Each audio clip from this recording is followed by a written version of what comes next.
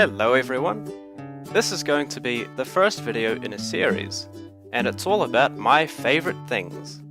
They make up the ground we walk on, the mightiest mountain ranges and the deepest ocean trenches. They shape the world around us and everything that happens in it. They are rocks. Rocks come in many different flavours, and they are classified based on how they formed. In this video, I'm going to discuss one of the clastics. Clastics? I meant classics.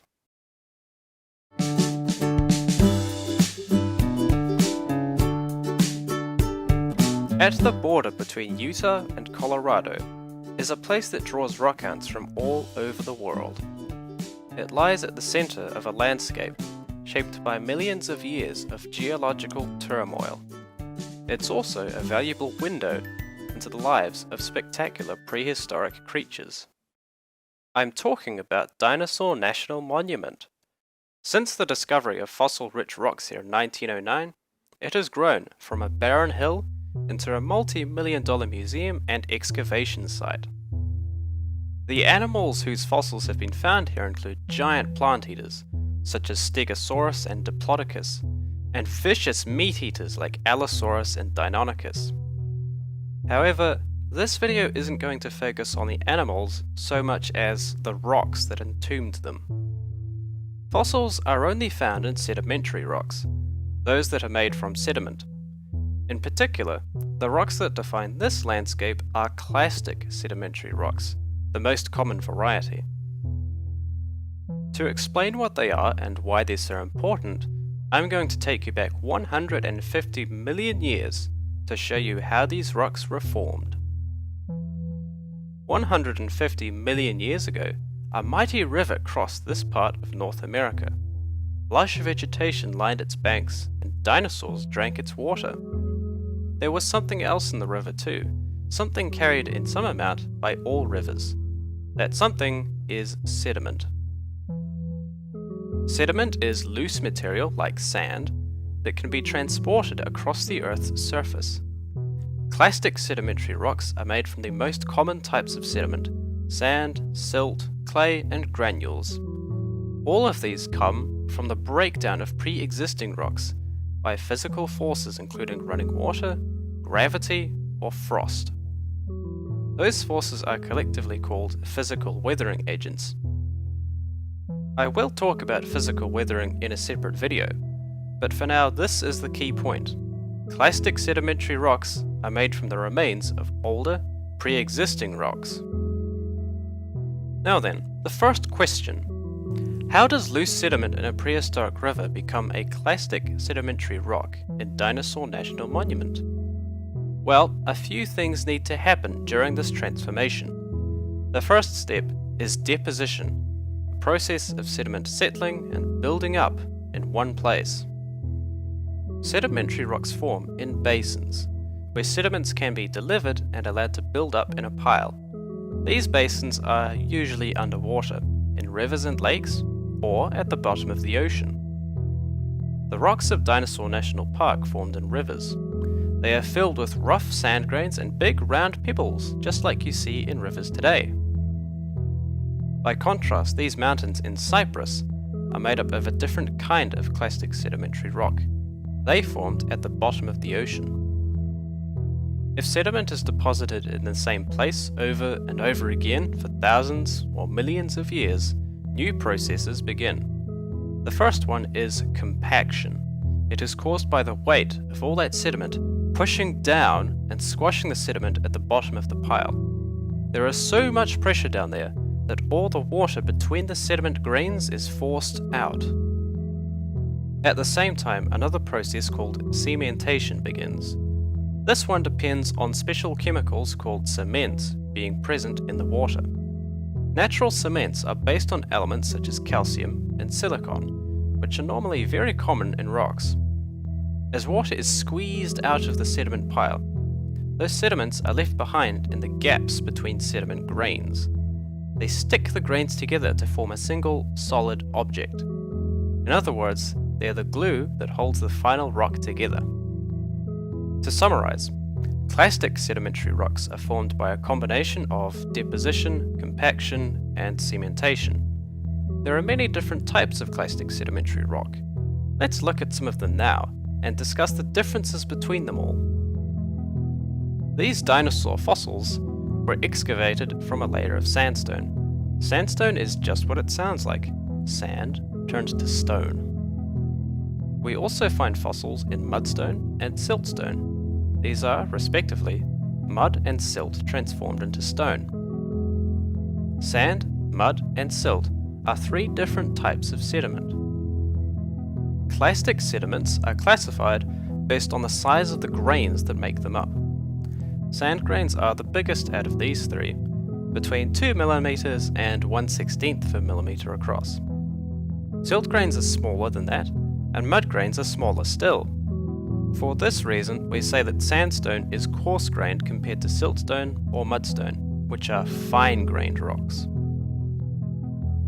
Not all clastic sedimentary rocks have such descriptive names. For instance, here are two more called conglomerate and breccia. They can both be formed in rivers, and they both contain fairly big pieces of sediment. Can you spot the main difference between these two? In conglomerate, the sediment grains are mostly round. In breccia, they are angular with sharp points and jagged edges. This difference exists because the grains inside conglomerate have been carried a long way down a river.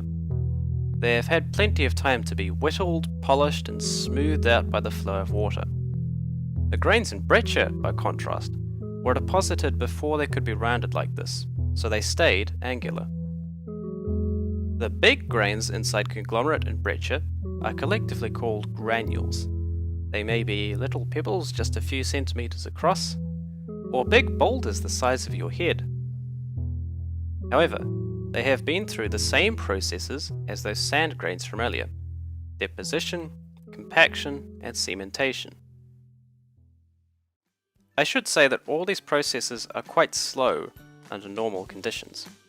It can take thousands of years for enough sediment to pile up, for compaction to take place, and still longer for cements to bind all the sediment together. Considering this, and looking at how many clastic sedimentary rocks are visible today, gives you an appreciation for how old such landscapes must be. Hello everyone! To start off this video, I'd like to take you back in time. Not millions of years back, just to 1867. The 1800s were a time of rapid expansion and settlement of Europeans into New Zealand, my homeland. Colonization brought Western science to the country, including a systematic study of its geology. Scientists came from the other side of the world to study New Zealand's landforms and the rocks that make them up. One of the most prominent of them was Ferdinand von Hochstetter from Germany. It's thanks to Hochstetter that we know of a natural wonder known to the indigenous Maori as Te Otukapoarangi, the pink and white terraces. In 1867, he had this to say about them. The deposits of the constantly overflowing water have formed on the slope of the hill a system of terraces which, as white as if cut from marble, present an aspect which no description or illustration is able to represent. It has the appearance of a cataract plunging over natural shelves, which as it falls is suddenly turned into stone. The pure white of this delicious deposit, in contrast with the blue of the water, with the green of the surrounding vegetation, and with the intensive red of the bare earth walls of the crater, the whirling clouds of steam, altogether presents a scene unequalled in its kind. Sadly, the pink and white terraces cannot be seen today. They were buried by the eruption of a volcano called Mount Tarawera in 1886. So why am I sharing this particular place with you? Well, I hoped to give you an idea of the spectacle and the scale of today's video. I'll be talking about a very special rock type that shows how simple chemistry can create stunning beauty.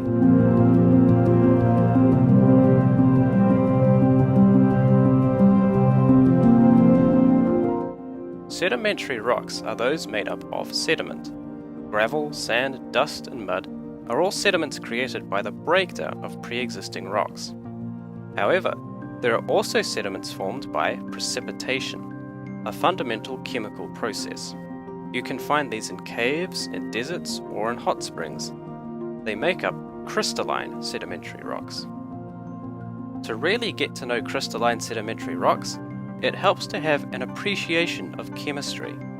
This is because the rocks we're going to look at are formed atom by atom, molecule by molecule. The pink and white terraces were gigantic formations, many of them wide and deep enough to swim in. And yet they were built up one atom at a time, crystallizing out of the water. It must have taken millennia. In chemistry, precipitation happens when a solid material is formed from a liquid solution. The solution is usually water with charged atoms, ions, dissolved in it. Water can only hold so many ions, and precipitation happens when the number of ions passes that limit. This can happen when the water is heated up and transformed into a gas, the process of evaporation. Removing water from a solution by evaporating it forces the dissolved elements to drop out as a solid material. Precipitation goes on all around us. Sometimes it's obvious because the products are vividly colored depending on which elements make them up. Iron-based precipitates, for example, often have the deep red color of rust. And the green color of old statues comes from the precipitation of copper-based compounds on rainy days. At the pink and white terraces, this white rock formed by precipitating out of the water flowing from a nearby geothermal lake. It's made of the same elements as glass and quartz, silicon plus oxygen. Similar rocks are visible today in a range of environments around the world. They don't always contain the same elements, but they are formed by the same fundamental process, precipitation. One of the most famous examples of a crystalline sedimentary rock would have to be along the shores of the Dead Sea.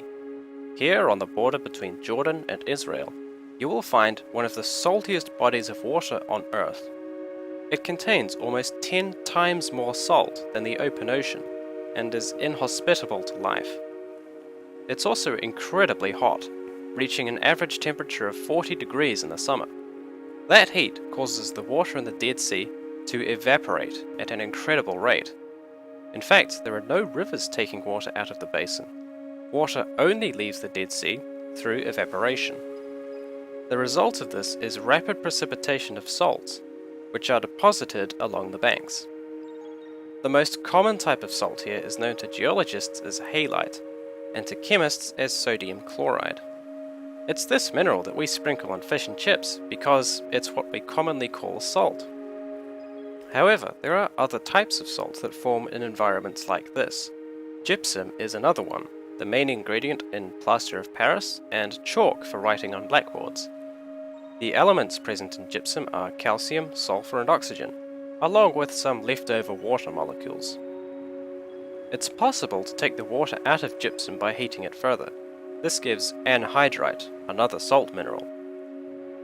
There is also sylvite, which often has a yellow or reddish color. It's made up of potassium chloride, and the potassium makes it especially useful as fertilizer. All of these minerals make up crystalline sedimentary rocks.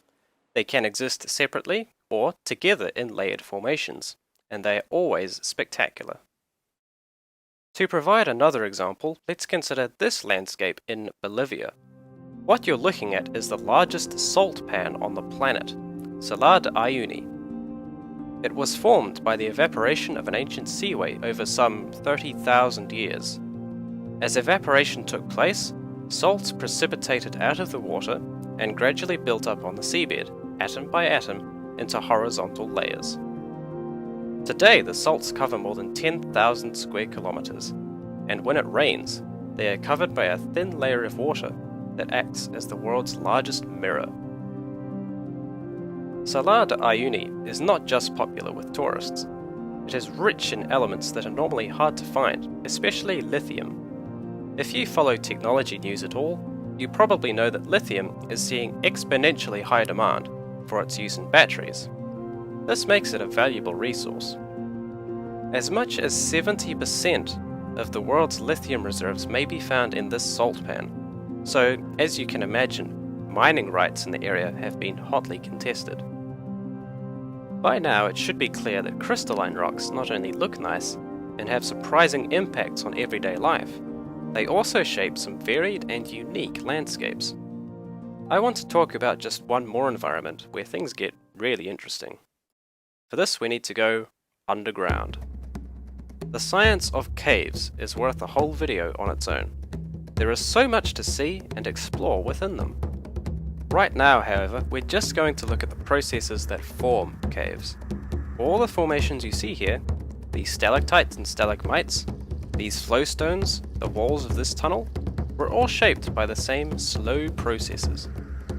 When caves form underground, they usually occur in a body of the rock, limestone.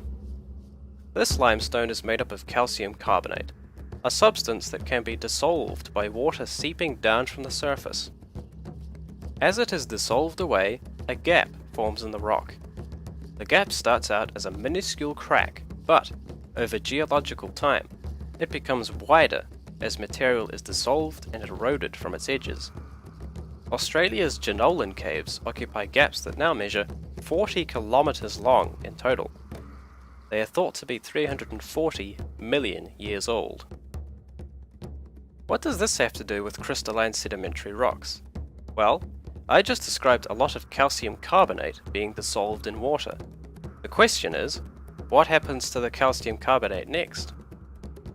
It doesn't just vanish, it is now part of the water in the form of calcium, carbon, and oxygen atoms. Eventually it will precipitate out of the water, and where minerals precipitate, we get crystalline rocks. At the same time as water is eroding material away, it also leaves behind material in a slightly different form. The rock making up these stalactites is known as travertine, but the name doesn't really matter. It's just the crystalline form of limestone.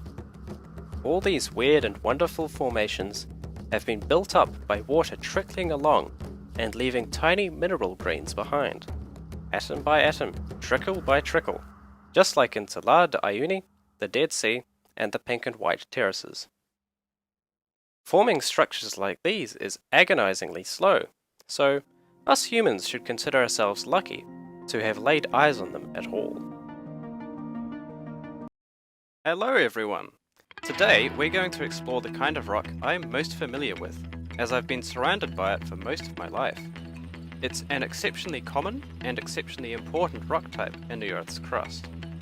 As a bonus, it forms in the most spectacular style of any of them. Here on the hills surrounding Dunedin, a city in the south of New Zealand, you find plenty of this material, hard, crystalline, and pitch black on fresh surfaces. Buildings have been made from it and roads paved with it. It's a rock known as basalt, and Dunedin is practically made of it.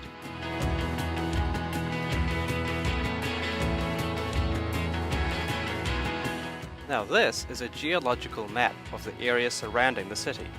All the pink and red sections represent places where basalt and its related rocks are found in the ground. Together with offshore rock bodies, they define a structure some 25 kilometers across, that once reached nearly 1 kilometer in height. Once we reverse the millions of years of erosion that created their modern irregular shape, we see a cone with a crater at the top. This is, of course, a volcano. When I tell people I live inside a volcano, they are often surprised or shocked. But this volcano is quite safe. It hasn't erupted for at least 9 million years. Because of all the erosion since then, the rocks that made up the volcano are now exposed for all to see, and they have quite a story to tell. This video is about how volcanic igneous rocks shape the Earth.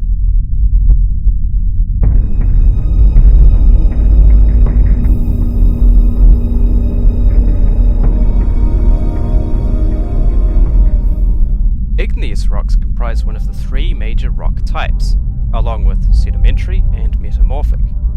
What's special about igneous rocks is that they're made from very, very hot material.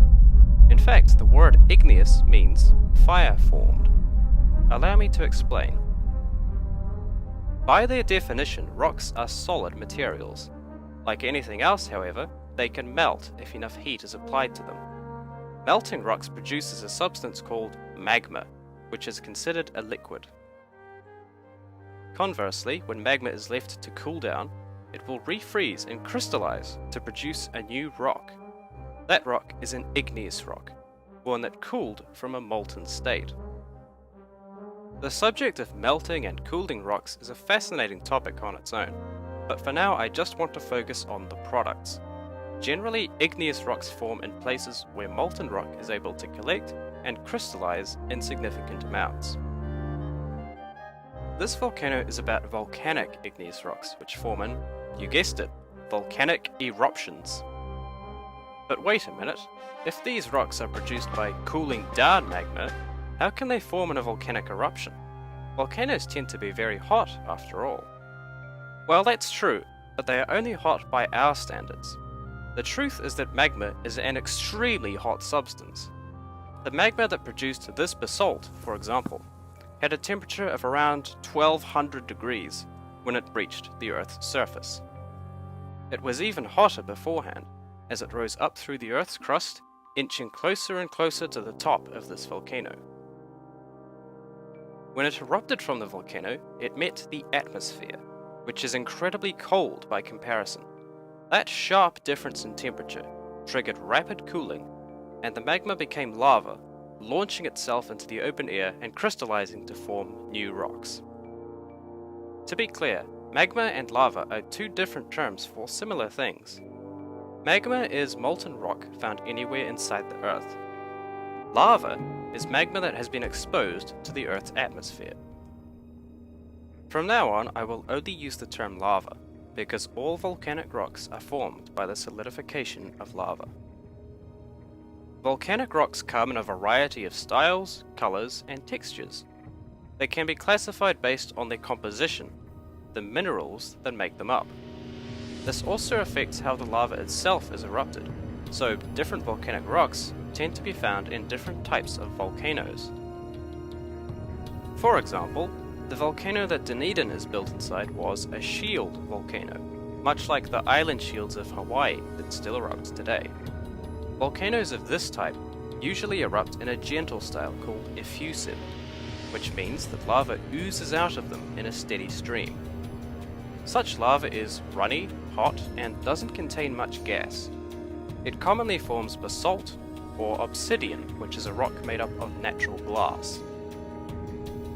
Other volcanoes tend to be more explosive. Mount Tambora in Indonesia, for example, underwent an eruption in 1815 that was big enough to alter the climate. This happened because it was filled with sticky, gas-rich lava that burst into the atmosphere as ash, which blocked out the sunlight and led to a global cooling period. The following year was named the Year Without a Summer, and it witnessed the worst crop failures of the century. Today, Tambora is marked by the rocks it left behind, not just ash deposits, but also mounds of pumice, andesite, and rhyolite. By now I'm sure you have a few questions. Why do some volcanoes erupt effusively and others explosively? How does this relate to the makeup of volcanic rocks? And just what minerals are inside those rocks? Let's dive into the answers now. They actually tie together in a satisfying way. If we grade volcanic rocks based on composition, we get a spectrum like this. At one end we have basalt, at the other rhyolite. These rocks are made up of minerals such as quartz, feldspar, mica, and pyroxene. We can also insert obsidian and pumice like this. These rocks are composed of natural glass, which is not a mineral, although it also forms by solidification from lava. At the basaltic end of the spectrum, rocks contain a high proportion of pyroxene and perhaps some olivine. These are dense minerals rich in the elements iron and magnesium, which give the rocks dark coloration. By contrast, rocks at the rhyolitic end contain a higher proportion of quartz and feldspar. These are less dense minerals that tend to give the rocks a pale color scheme. Other minerals, such as mica and amphibole, are especially prevalent in intermediate rocks like andesite. Believe it or not, The composition of lava has a huge impact on how it's erupted from a volcano. First, let's consider how rhyolite erupts. This kind of rock is usually the result of explosive events, where massive volumes of material are blasted into the atmosphere. The reason for the explosivity is the high proportion of quartz in rhyolite rocks. The atoms that make up quartz have a strong attraction toward one another, even in the liquid state. When they are floating around in a body of lava, they tend to stick together even before they're cool enough to crystallize. This makes the lava as a whole more sticky. It is viscous and doesn't flow easily. As a side effect of the stickiness, the lava also becomes very good at trapping gases like carbon dioxide and water vapor. If those gases are trapped for long enough and experience enough pressure, they will burst violently and trigger an explosive eruption like the catastrophe at Mount Tambora. On the other side of the spectrum, we have rocks that form in effusive eruptions, such as basalt. These rocks contain less quartz and more of those dense metal-rich minerals like pyroxene. The dominant minerals in basalt don't stick together as readily as quartz does, so the lava they are made from flows much more easily. Basaltic lava can still trap some amounts of gas and make a fountain every now and then, but for the most part it oozes steadily along the ground. Of course, volcanoes are very complex systems, and there's more going on than I am presenting here. I don't want this video to go on forever, so I'll be making a separate one all about volcanic eruptions. Keep an eye out for that if you want to learn more. For now, let's examine some more places where volcanic rocks occur and their effects on the landscape. If there's one place every volcano lover should visit, it's here. Iceland sits on a rift between two tectonic plates, where the Earth's crust is being forced apart. In the space between those plates, rocks melt and rise up into the ocean, where they are chilled to form basalt and obsidian. Millions of years of this activity has built up not only Iceland, but the entire floor of the Atlantic Ocean that surrounds it. This is one of the most geologically active areas on the planet. Many of Iceland's rock formations have interesting forms. Take a look at this one, for example. Those vertical columns are giant rods of basalt, each with a hexagonal cross-section. They fit together like the cells in honeycomb. How do you think these were formed?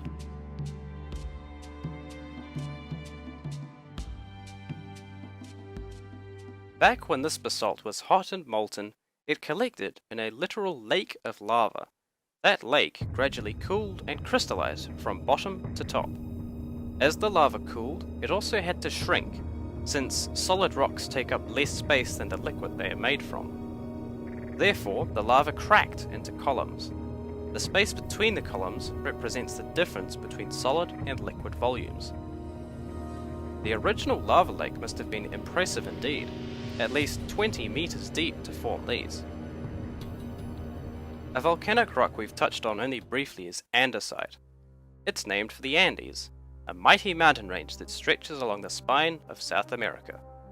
These mountains also sit near a boundary between two tectonic plates, but these plates are being pushed together, not forced apart like in the Atlantic Ocean.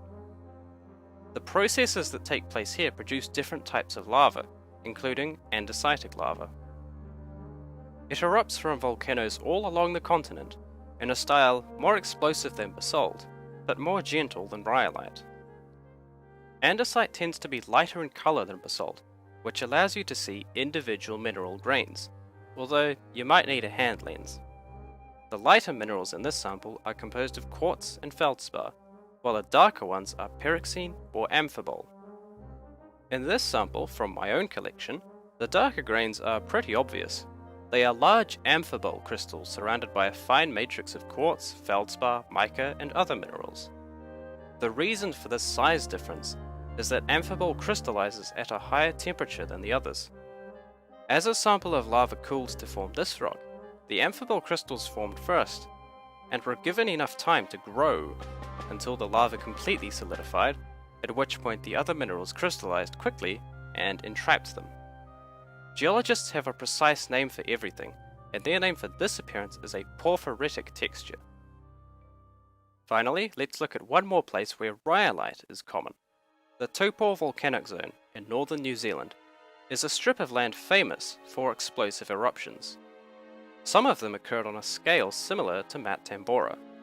For instance, this lake sits in the remains of a crater that blew up roughly 26,000 years ago. Other eruptions have been recent and disastrous, such as the 2019 eruption of White Island, in which 20 lives were lost. Clearly, this part of the world poses dangers to human life, so it's vital that we understand the processes going on here and the rocks they form. Within the Taupo Volcanic Zone, rich deposits of rhyolite and pumice can be found. You may know pumice as the lightest of all rocks. It is filled with air sacs, where volcanic gases were once trapped, dramatically lowering its density. As a result, pumice is able to float in water. There are also extensive layers of tuff, a rock made from compacted ash. Tuff is very soft for a volcanic rock, so it has been carved and used as a construction material since Roman times. All of these rocks were produced by the same sticky type of lava, exploding and showering the surrounding land.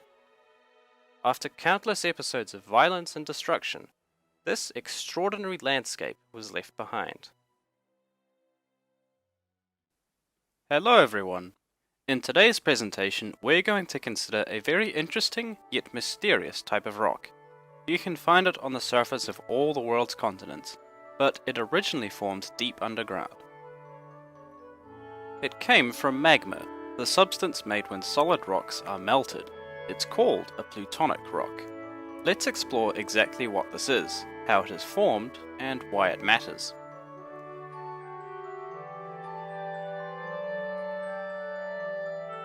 When we talk about plutonic rocks, it's helpful to compare them with volcanic rocks, which I have already covered in a separate video. Both of these are formed by the cooling of magma into a crystalline solid. The key difference is where they form. Volcanic rocks are only produced on the Earth's surface, when they are exposed to the air of the atmosphere or the water of the ocean. They come from magma that has escaped the Earth's crust, lava. Plutonic rocks come from magma that is trapped inside the crust. While they form, they are surrounded not by atmosphere, but by stone. At depth, conditions such as temperature and pressure are very different from those on the surface, and these conditions affect how the magma cools and crystallizes. For one thing, it cools down very slowly. When volcanic rocks are produced, they cool down rapidly, because the temperature contrast between lava and air is very sharp. The minerals inside these rocks don't have much time to clump together and grow into crystals, so the crystals we do observe in volcanic rocks are usually tiny. By contrast, magma under the ground cools over a longer period of time. This means the minerals that crystallize from it have plenty of time to clump together. Individual crystals in the resulting rock are larger as a result. In most plutonic rocks, they can be seen with the naked eye. Here is a piece of granite. You can clearly see individual interlocking crystals and categorize them based on their color. Each color represents a different mineral. The whitish mineral is quartz, the pink one is potassium-rich feldspar, and the shiny black one is mica. Big crystals make mineral identification a lot easier. Unlike most rocks, pegmatite is classified based on the size of its crystals, not its chemical makeup. Individual crystals are over 2.5 centimeters across, and often grow larger than that. One pegmatite in Madagascar contains the largest confirmed crystal ever found in nature. It's made of the mineral beryl, and it's 18 meters long, 3 times the height of a giraffe. When we do consider the chemical makeup of these rocks, we find they can be classified in a similar way to volcanic rocks. In both cases there is a spectrum, with a felsic composition at one end, and a mafic composition at the other. Felsic is short for feldspar silica. It refers to rocks containing a high proportion of feldspar and quartz. Mafic is short for magnesium iron. It applies to rocks which contain olivine, pyroxene, or mica, minerals rich in those particular elements. I already mentioned granite, which is a felsic plutonic rock. This is the rock that supports much of the Earth's continental crust. Huge amounts of it are now exposed in the Sierra Nevada of North America, where these spectacular photos were taken. Granite shares the high durability of the quartz crystals within it. It erodes more slowly than other rock types in the landscape, so it stands out in places where erosion has brought it to the surface. Let's place it at this end of the spectrum. At the other end we find a rock called gabbro. This one tends to be darkly coloured and very dense. It's the equivalent of basalt, and it underlies much of the world's oceanic crust. In between is diorite, a plutonic rock that is said to have an intermediate composition. It's the equivalent of the volcanic rock andesite, and sure enough, large volumes of this stuff are thought to lie beneath the Andes Mountains. We also see here the full range of pegmatite compositions. They can be felsic, mafic, or intermediate, depending on the minerals contained in the magma that produces them. There are also rocks that lie at the extreme ends of the spectrum. Ultramafic rocks contain little to no felsic minerals. Instead, the most common ones are dominated by olivine, which is bright green and very dense. Such rocks are collectively called peridotite. They make up the rocky mantle of the Earth, its thickest layer. Ultrafelsic rocks are also known to exist, but they are hard to come by on Earth. Anorthosite is one of them. It's packed full of feldspar crystals. Bodies of anorthosite on Earth are found in the cores of continents, and most of them are over 1 billion years old. Curiously, this rock is plentiful on the Moon. It covers the pale portions of the lunar highlands, surrounding darker patches of basalt. For the rest of this video, let's consider the more common plutonic rocks and investigate the unique formations they produce. As I said before, the magma they crystallize from is initially molten. Being less dense than the solid rocks surrounding it, the magma rises up through the Earth's crust, forcing its way through cracks and crevices. The overall magma body is known as a pluton. Anywhere it becomes trapped, plutonic rocks may form. Here, for example, molten rock has collected in a magma chamber, which feeds an erupting volcano. When the volcano quietens down and becomes inactive, all the leftover magma will gradually solidify. Dome-shaped plutons like this are commonly found in places where volcanoes used to stand, but have since been eroded down. Here some magma has forced its way into a vertical crack. It will cool and crystallize to form a dike, a sheet of plutonic rock that cuts across the pre-existing rock layers. When magma collects inside a horizontal crack, it forms a sill by the same process. Dikes and sills create interesting checkered patterns in places like the Antarctic Peninsula, where they manifest as black stripes slicing through the ancient bedrock. Plutons can be isolated blobs, or they may rise up in long chains, for example along a subduction zone. Some of them are absolutely massive. There is a special class of Pluton that covers at least 100 square kilometers of surface area. It's called a batholith. There are a few batholiths around the world. We observe them in the cores of certain mountain chains, including the Sierra Nevada. This means that, even when we can't see them, plutonic rocks have a crucial role in shaping continental landscapes. Hello everyone! Today we're going to take a deep dive into geology. A really deep dive. You see, there's a certain type of rock down there, which is hard to come by on Earth's surface. It's formed by immense pressures and temperatures, beyond the experience of most humans. We call it a metamorphic rock.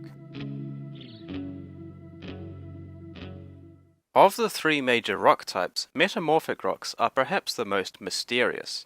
They only form deep underground, or during extreme events such as meteorite strikes. The most basic, certain fact we know about them is that they are generated from pre-existing rocks. That is, one rock of any type is transformed into another rock. For instance, the sedimentary rock limestone can be transformed into the metamorphic rock marble.